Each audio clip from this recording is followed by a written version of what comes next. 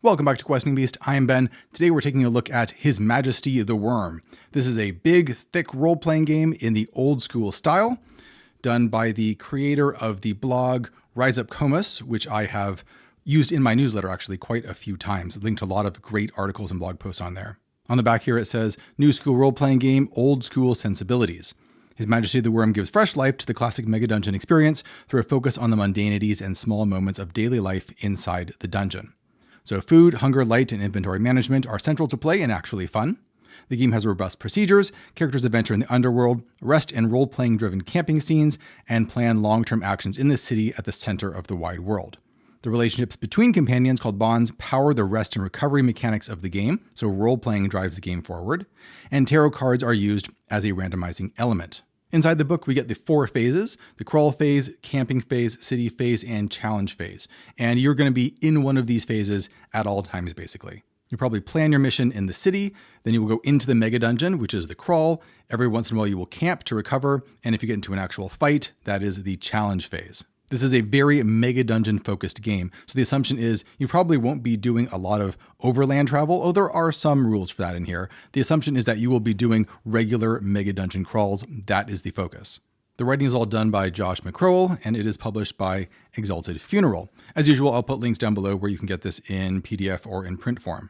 The art throughout the book is a mix of public domain images and new artistic pieces done by illustrators. And it's a mixed bag. I think a lot of the old school, or rather the public domain art, works pretty well with it, especially since it uses the kind of early 1900s tarot card aesthetic for a lot of the book. I'm not sure if a lot of the modern illustrators really mesh with that style. So there's a bunch of different styles throughout the book. That might not bother some people, but that's a thing to think about. The binding and construction are very solid. I thought it was glue bound when I first took a look at it, but actually it is stitch bound and it is very solid. This thing's going to last for a long time. So this goes on for like 380 pages or so. It is a big book and there's a lot of content in here. Although it's not all rules, a lot of it is library content. A lot of it is game mastering advice, and there are lots of examples of how to put some of these somewhat unique systems into play. As far as the tarot cards go, how it works is that all of the players are going to share a deck of tarot cards, minus the Greater Arcana, except for the Fool, which is going to be inside the deck that they're sharing. So the player's deck is going to consist of 4 suits, and each suit is going to have, 14 cards. So 4 face cards and 4 cards that are just numbered. And they'll be drawing from this deck in order to generate the numbers that they need in order to randomize things. Meanwhile, the Game Master is going to be having the 21 remaining Greater Arcana, which gives them, it's kind of like a D21. The book does point out that you could just use a normal deck of cards for the players and a D20 for the Game Master, which would work pretty well in most cases. Although once we get to the combat section, you'll see why that could be a bit challenging. We have the game principles, where this is about the demi-human experience. Rulings Not Rules has a focus on the deadly underworld and a little bit of whimsy as well. Now, the 4 suits of cards that are found on the cards are going to be very relevant to play. So the 4 suits are swords, pentacles, also known as coins sometimes, cups, and wands. So swords is basically the fighter, and the pentacles or coins is for thieves, and this is for clerics, and wands, of course, are for wizards. These correspond both to general character class archetypes as well as your attributes. So if you want to fight something, you'll be using your sword attribute. If you want to sneak around, you'll be using the pentacles, for example. At the start of the game, your character is going to have 1 through 4 in each of your attributes. So 1 is 1, 1 is 2, 1 is 3, 1 is 4. And when you do a check, when you do a task that you want to undertake, you're going to draw a card from the deck. And that deck's going to have a value between 1 and 14. You take that number, you add it to your attribute, and you're trying to get a total of 14 or higher. Now, you can tell immediately this is going to be very difficult to do. This is mitigated by pushing fate. So if you fail on your initial draw, you can draw a second time and add that score on as well. And if that causes you to get 14 or better, then you have now succeeded. However, if even the second draw still doesn't help you succeed, it is now a great failure, basically a critical fail. To get a critical success or a great success, you have to succeed on your very first draw. You can also gain favor and disfavor on a particular check. That's basically like advantage or disadvantage. It's a +3 or -3 based on the situation. You can also get these bonuses if you have a relevant motif, which is like a fact about yourself. We'll see that in a second.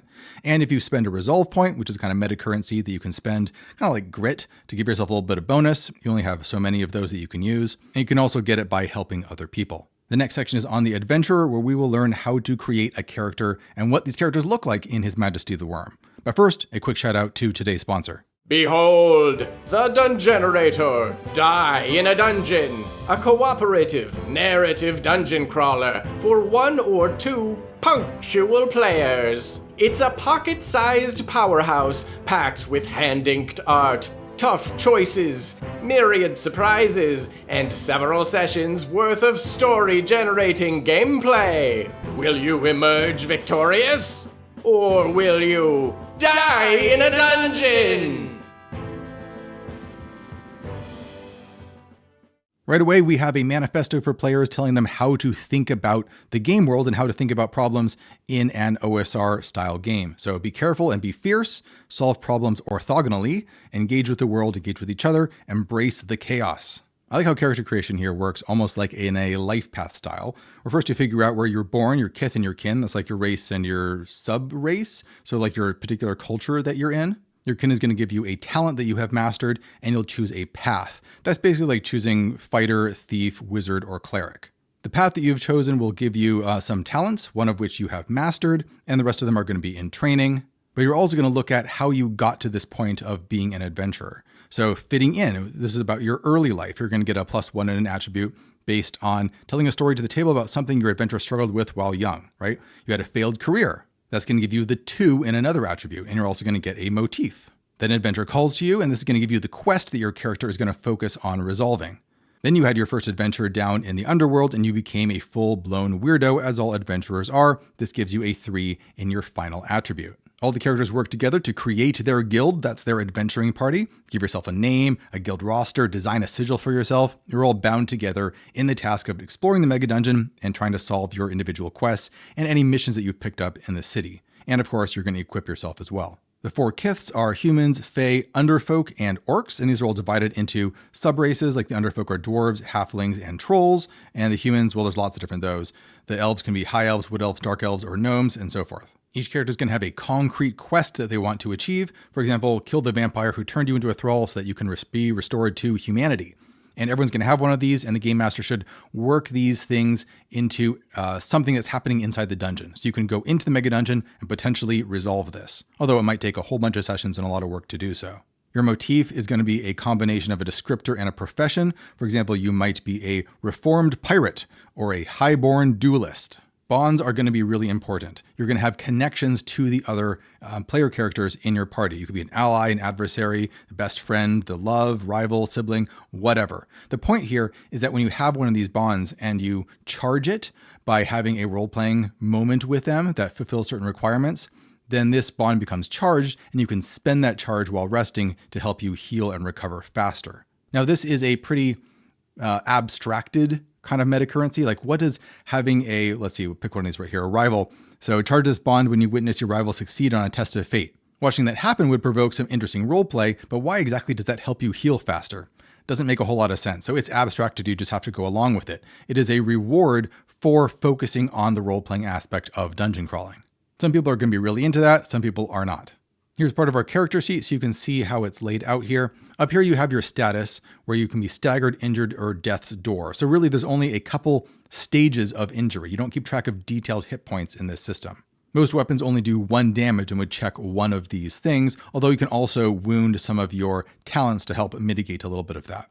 Armor doesn't help you avoid damage, instead armor directly absorbs damage. The better your armor is, the more wounds it can take before it breaks. You can see over here that there's also these 2 metacurrencies. We've talked about resolve, but there's also lore, and you can spend these lore points to help you know stuff about the world. So if you want to know what a particular dragon's weakness is, you could ask the game master, and they would either tell you that you know about this and give you a detailed answer, and that would check off one of your lore uses, or the game master would say that you wouldn't know about that, there's just no way your character would have access to that knowledge, in which case you don't lose the point.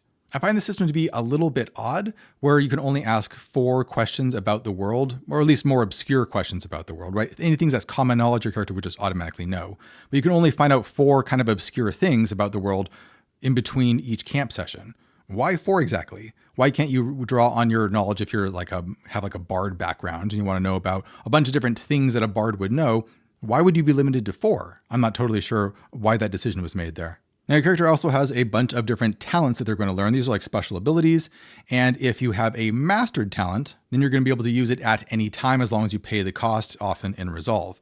You also have some in-training talents that you have to pay 1 XP every time you use them. And after you do this 7 times, then you have mastered that talent and you gain a new special ability. Character growth in His Majesty the Worm is wide and not deep. So you tend not to get tons of really huge bonuses where your attributes get bigger and bigger and bigger over time. Instead, you gain more special abilities that give you more ways to engage with the world. Gaining XP is primarily through undertaking quests. So if you declare that there's a quest you want to undertake, usually one of the ones that your character has, then everyone in your party gains 3 XP. And then when you complete the quest, then everyone gains 3 more XP. The other ways to gain it is if you fulfill a contract with an employer, right? You're in the city and you actually get a mission to do. That's going to give everyone 1 XP.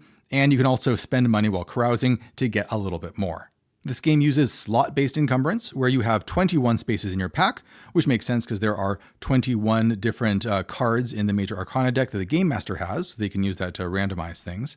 And you have 4 spots on your belt. You, of course, can also carry a lantern, and you have things like armor that you can wear on your body, and these are going to be your primary defense. There is an item durability system where fragile items break after 1 notch, and then more durable ones are 2, and then the most durable things are 3, and then you have to go back to the city to get them repaired. Here's a big character sheet for your adventuring party, for your guild itself that you can fill out with your names, with your noteworthy deeds you've done over here, contracts that you're undergoing, and your nice big sigil. If you do more and more noteworthy deeds, this can increase your fame over time, and you'll be better known in the underworld and in the city.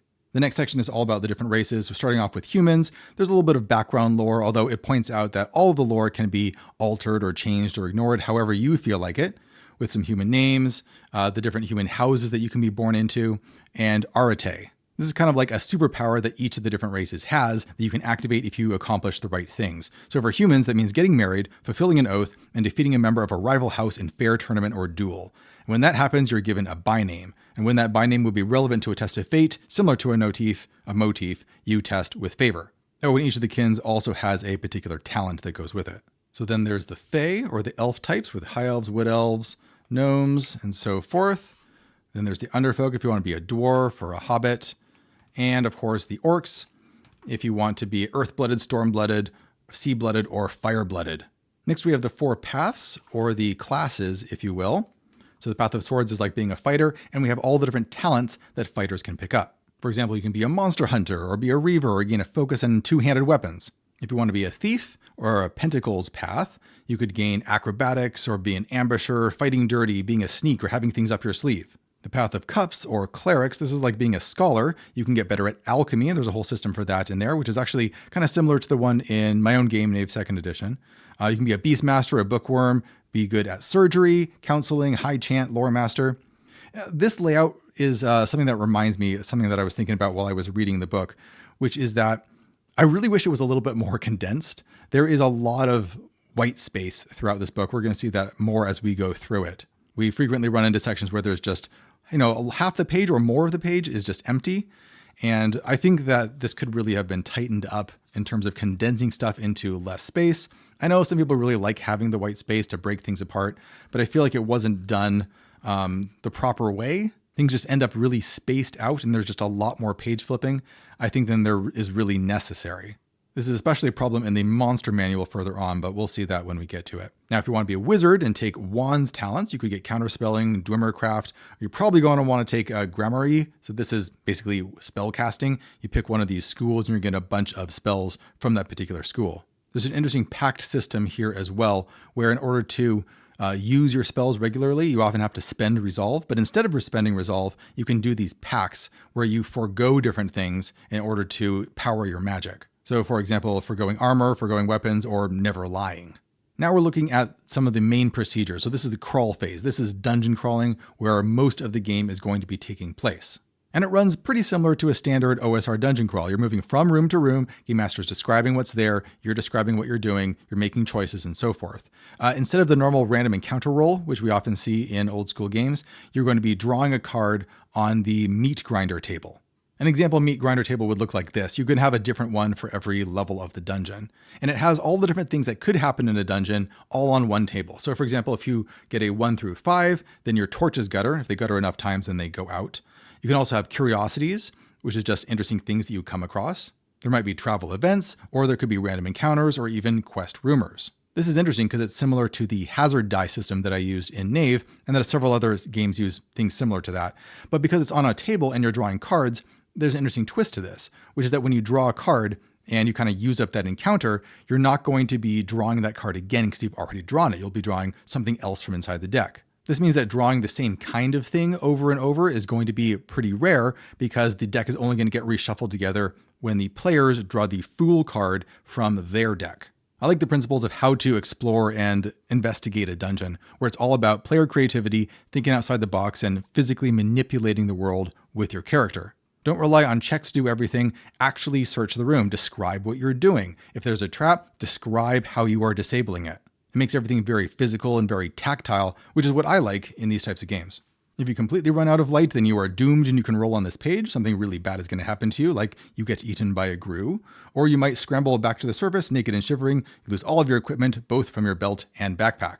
The social encounter system is really interesting in that he gives you this kind of a wheel of different dispositions that characters can have. The primary ones are inside this gray wheel, like surprise, joy, and trust, which are pretty positive, and more negative ones like sadness, distaste, fear, and anger. These can get more extreme if you go out, and they get more mild if you go in. Having this as a kind of framework is really kind of useful. I don't know if I've seen this before. So you can roll randomly if you want to see where someone is on this wheel. And then depending on what the players do, you can make checks to try and either make these things more extreme or move them in a more positive direction or in a more negative direction.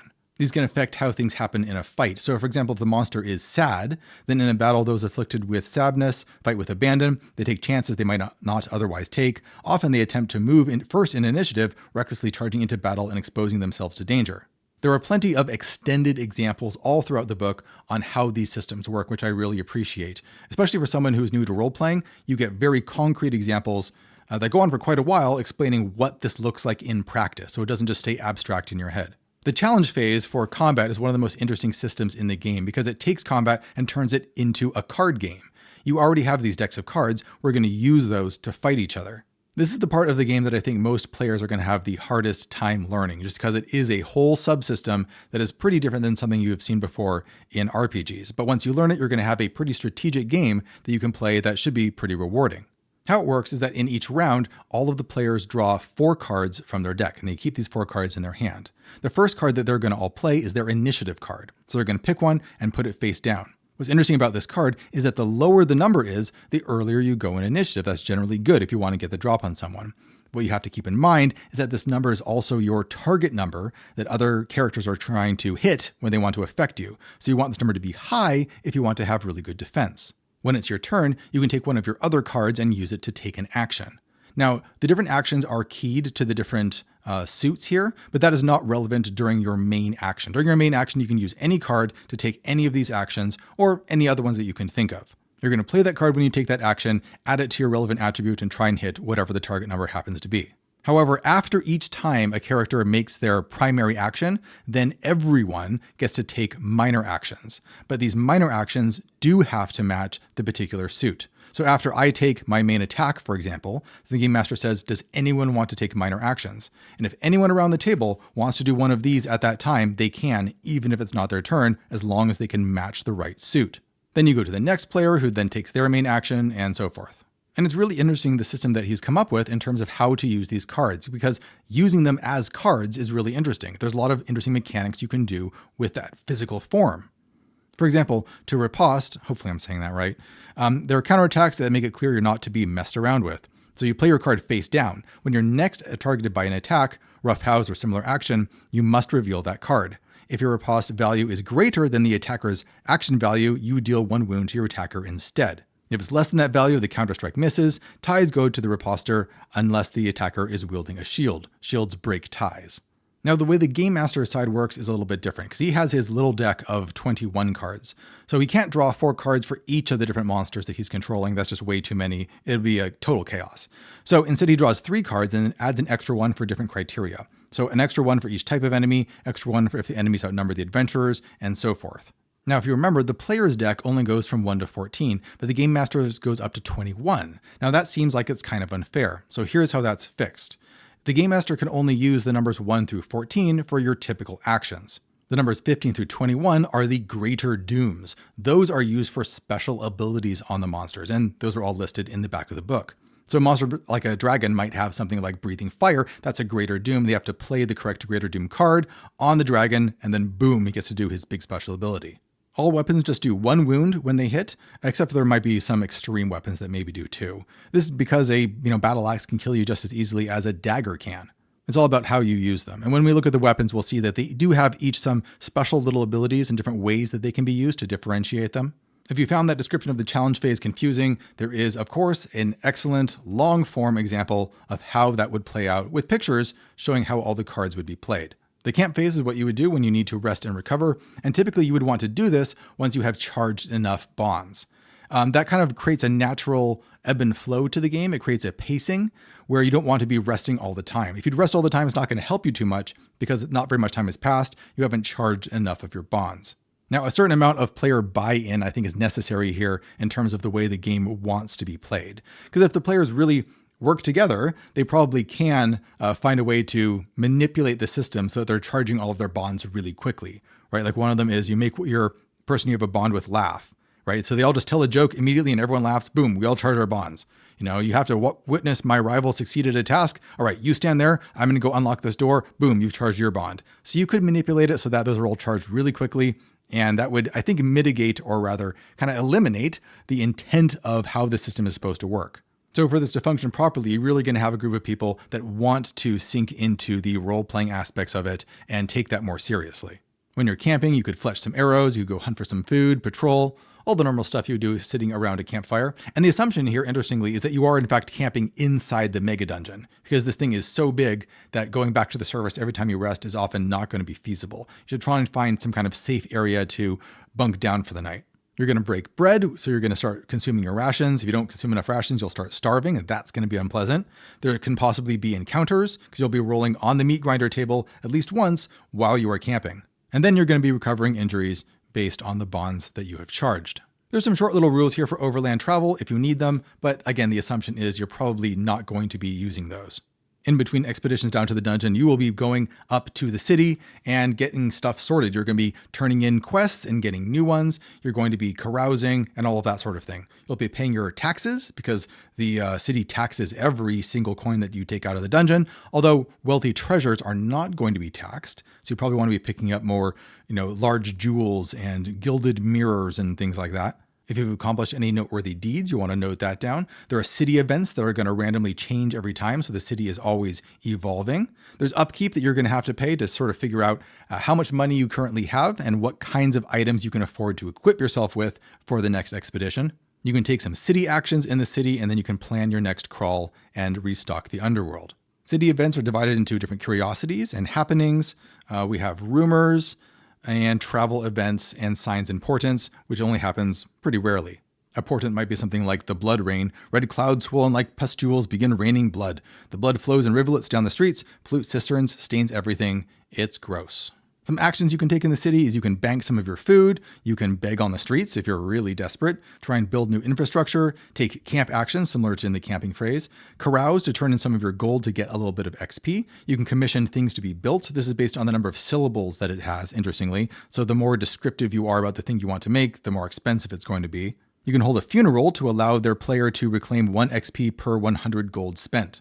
If you're a wizard, you want to prepare components. You're going to have a component for each of your different spells, and each of them takes up a spell slot. So you want to gather those to make sure you can cast the right spells when you're down in the dungeon. You can spend some gold and ask a sage to research information, possibly about your next mission and where you should go. Spend some gold to make some progress towards a long-term goal, or spend money to train some of your out-of-path talents. If you go carousing, there's some fun hangover events that can happen. So for example, you awaken with a marriage ring on a finger. The finger isn't yours.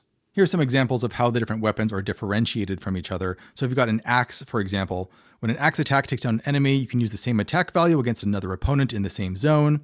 If you have a dagger, you can throw it at people. If you have a blade, when you successfully riposte with a blade, you can deal 2 wounds instead of 1 wound. The game mastering section is quite great. It is, I think, a good distillation of a lot of the old school D&D wisdom from the blogosphere, kind of boiled down into a couple of pages. How to set up battlefields with interesting terrain and sensory information and objects so that things are more varied in any particular fight.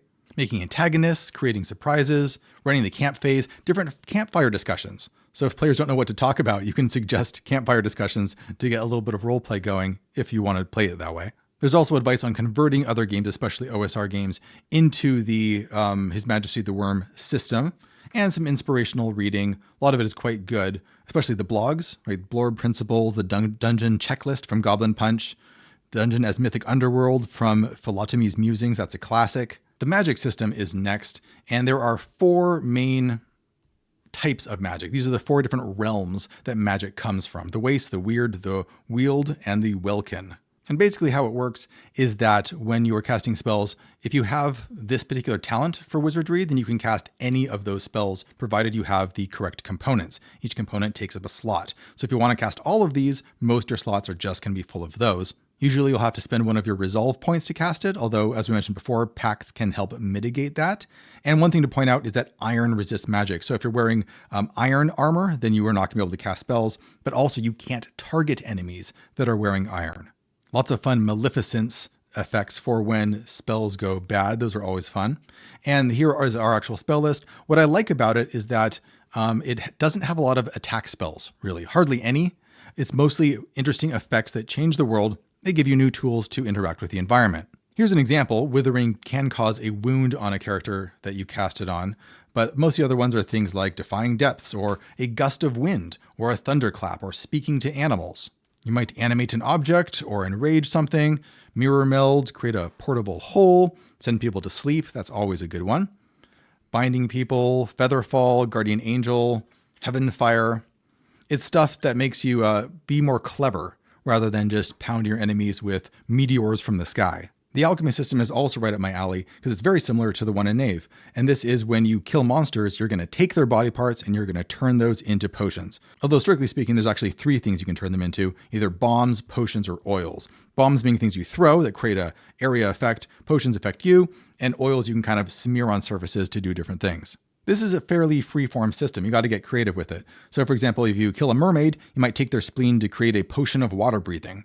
Or a Medusa's snakes can yield a potion that makes the drinker immune to petrification for a watch. There's a whole bunch of different examples here of different types of fantasy monsters and different bombs, potions, or oils that you could theoretically make from their body, just to give you a good sense of what is possible out there.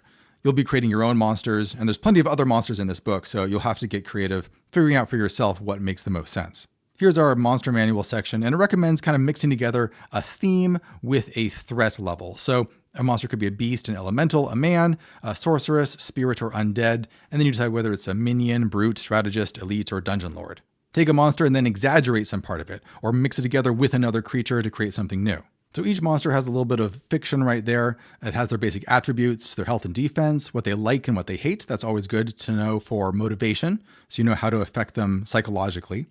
Notes on what they are, the lesser dooms and the greater dooms. So these are special abilities that you can activate by playing the right card from the Game Master's deck. So a lesser doom for the animate statue might be a Haymaker. When it attacks on its turn, an attack targets all adventurers in its zone. Or the greater doom, Squeeze.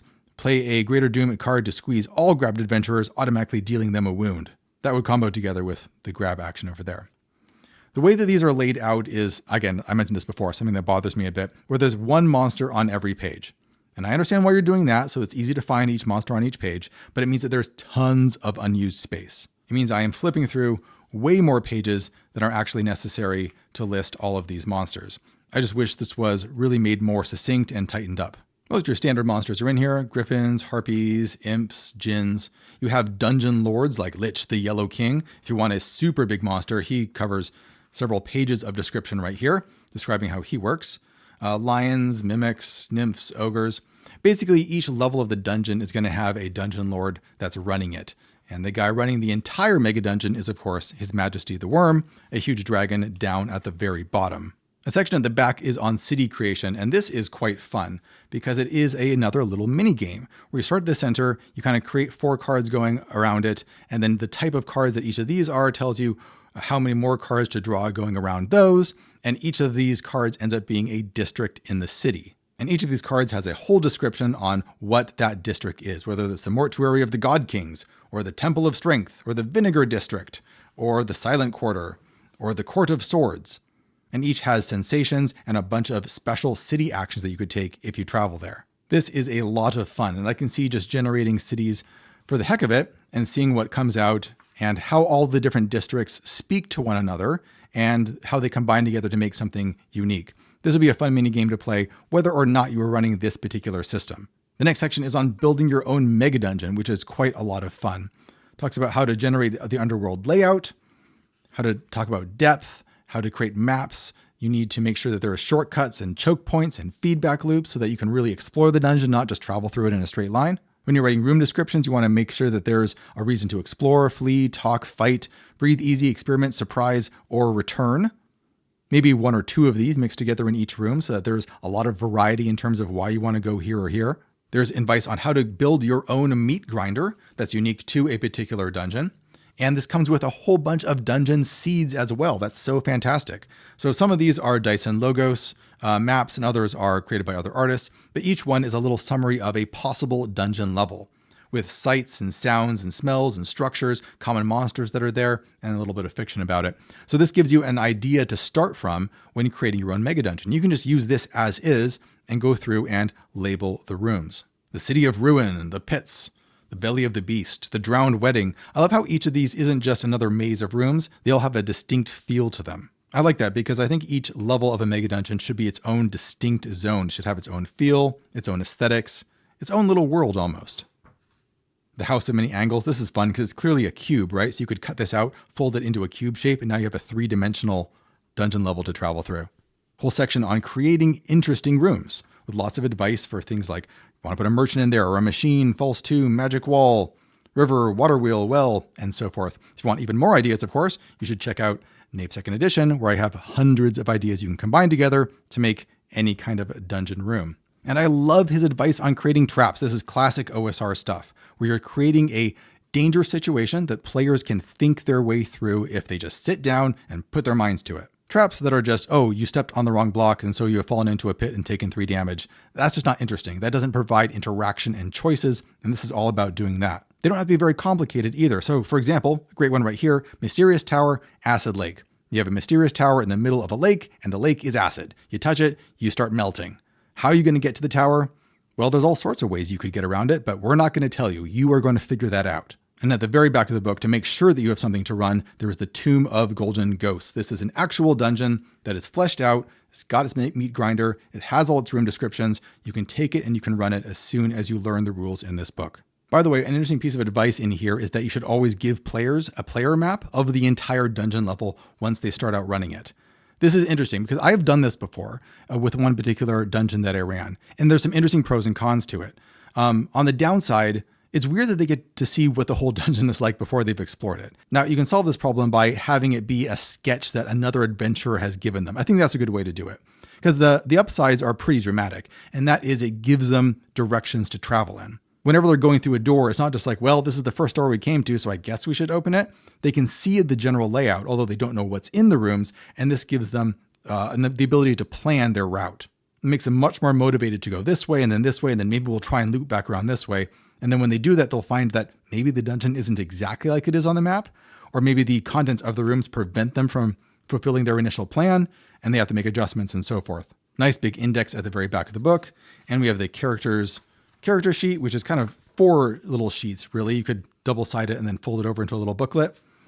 And these summaries at the back for the different actions in camping and in the city are really great to have. So that's His Majesty the Worm. This is a book that is packed with information. A lot of it is really good. That card-based combat system is very intriguing. I'm curious to see how tactical that becomes in terms of choosing the right actions to take. Many of his systems for potion making and magic and dungeon crawling are fairly similar to what I have in Knave 2e, so of course I'm going to like that because great minds think alike. The main downside is that this is a pretty hefty book. There are some serious systems in here that need to be understood by the game master and by the players, but I think if they master those, they'll have a really interesting and unique time.